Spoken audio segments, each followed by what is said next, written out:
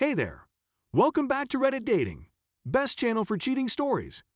Make sure to like and subscribe the channel for more spicy stories. No doubt you will be surprised to hear that reconciliation did not work. Surprise, reconciliation did not work, and I am finally vindicated in my assertion that my wife has been lying to me and everyone else this whole time. Please feel free to say I told you so. My daughter's birthday was on the weekend, and so my wife posted an announcement on Facebook.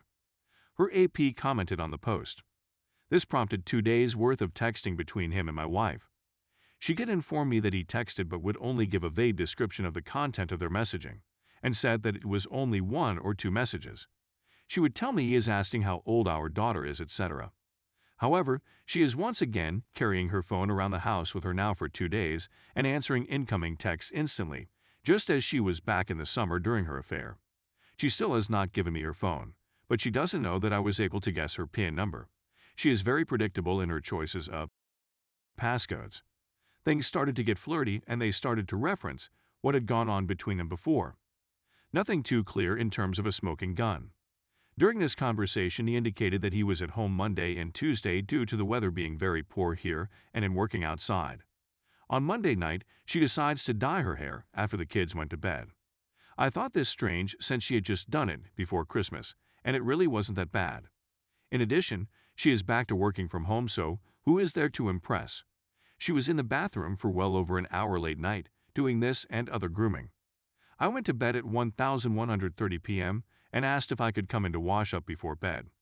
She said no and passed my toothbrush out through a crack in the door. I asked her what she is doing in there so long, and she coyly says, "I'm getting ready for you." Reedy-eyed. Sure, AP has tomorrow off, and so I immediately put that together with her spending an hour or more in the bathroom. Grooming. So Tuesday before I leave for work, I reset the trip odometer in her car so that I could easily determine whether she went anywhere during the day. She's in her usual sweats in front of the computer as I leave. During the day she texts me and says that she is taking a nap at lunchtime.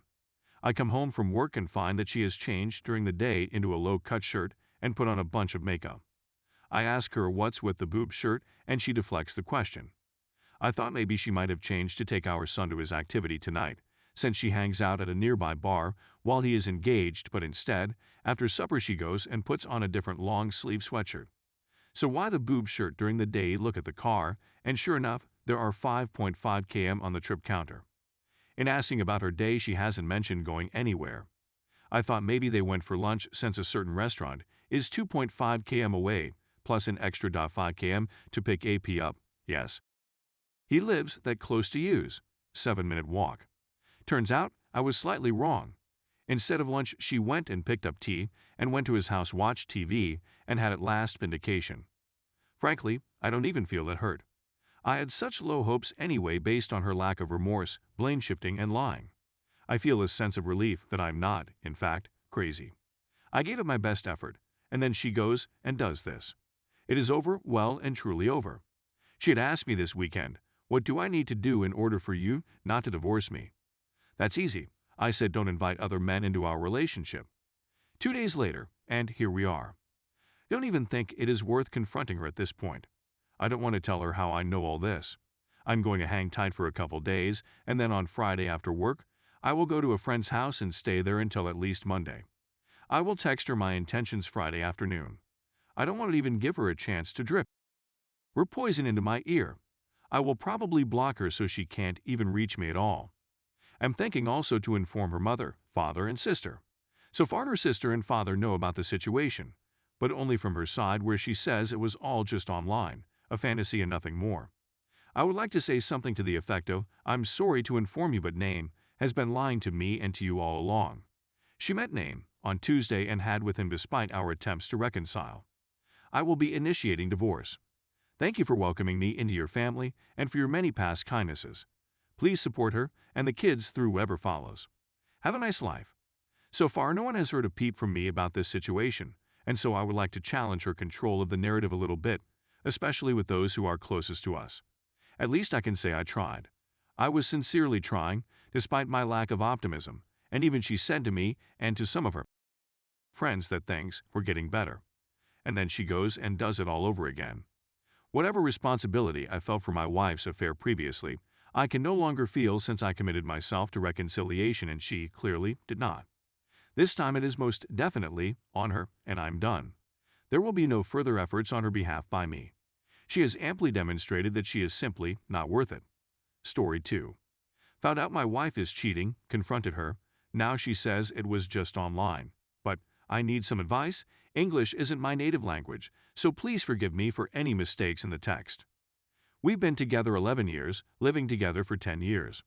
Last couple of years were really rough, and we almost decided to file for a divorce last year. We've spoken a lot and agreed to give us another chance. Our relationship improved a lot and we were happier than we were in years. The cheating was during the time we spoke about getting a divorce / giving us another chance. So, I caught my husband cheating because I found messages and pictures on his phone. I confronted him, and at first he told me nothing happened except for some horny text / pics. After 1-2 days, I found more evidence, and he admitted having with her. In the following weeks, I still got a feeling that he wasn't 100% honest with me. So I called the other woman. I shouldn't have been surprised, but my gut was right. She told me they saw each other numerous times, and they had unsafe. He says he would take it back if he could. He lied to her and his friends. He wasn't in love with her, but it was an escape / fantasy.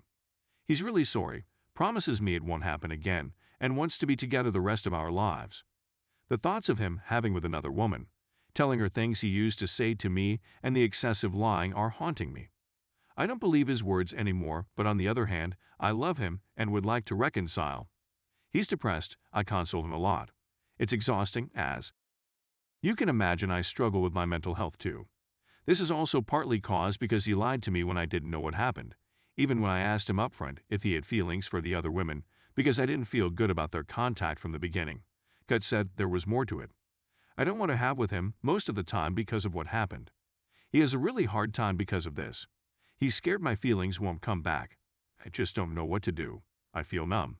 I don't feel any emotions about things that would normally make me cry. We both have individual counseling as well as marriage counseling. Can someone give me advice about what to do? How to know if he's sincere or just manipulating me? Update.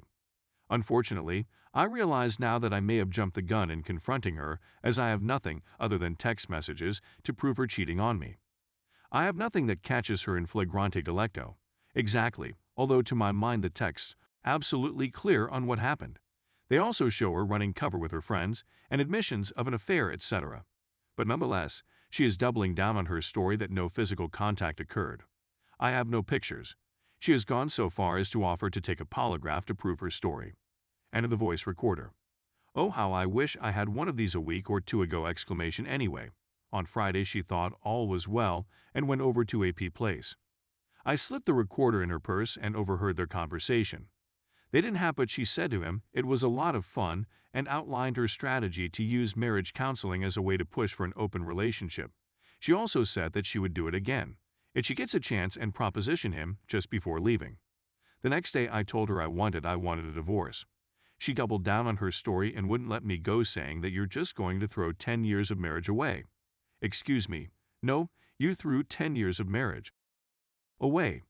She went over to his house again today to drop something off. No contact, right? And again got even more admissions of this time also. She outlined her strategy with the polygraph. According to the polygraph people, you can submit your own questions. Her story relies on the fact that other people were present when they met. Okay, probably true. So she is going to write questions along those lines to prove her story. But really, who cares if other people were present?